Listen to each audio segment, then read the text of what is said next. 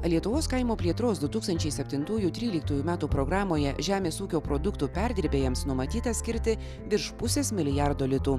Didžiausia šios paramos dalis 450 milijonų litų skirta žemės ūkio produktų perdirbimui ir rinkodarai.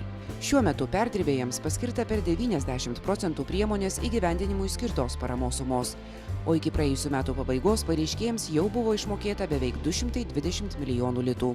Buvo remiama augalininkystės produktų perdirbimas, tai viena veiklos sritis, kitos sritis buvo mėsos perdirbimas, pieno perdirbimas, vaisių, uogų, daržovių, grybų perdirbimas. Taip pat buvo remiamas trečios kategorijos šalutinių produktų perdirbimas. Maksimalios paramos lubos labai mažom ir mažom įmonėm vienam projektui yra 4,8 milijono litų, vidutiniai įmoniai 9,6 milijono litų. Lietuvos kaimo plėtros 2007-2013 metų programoje numatyta parama žemės ūkio produktų perdirbimui skirta visų pirma labai mažų ir vidutinių įmonių plėtrai. Parama gali naudotis ir didelės įmonės, tačiau joms taikomas per pusę mažesnis paramos intensyvumas.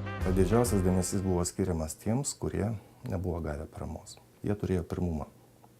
Antras iš pirmumų buvo tai, kad paraišką teikė kooperatinė bendrovė. Aktyviausiai žemės ūkio produkcijos perdirbimui skirta parama naudojosi augalininkystės produktų perdirbėjai. Taip pat aktyvūs buvo vaisių, uogų bei grybų perdirbėjai. Teikti paraiškas paramai pagal Lietuvos kaimo plėtros 2007-2013 metų programos priemonę žemės ūkio produktų perdirbimas ir pridėtinės vertės didinimas galėjo tik įmonės ir žemės ūkio kooperatinės bendrovės. Ūkininkai ir kiti privatūs asmenys analogiškus projektus galėjo įgyvendinti pasinaudoję žemės ūkio valdų modernizavimui skirtą paramą.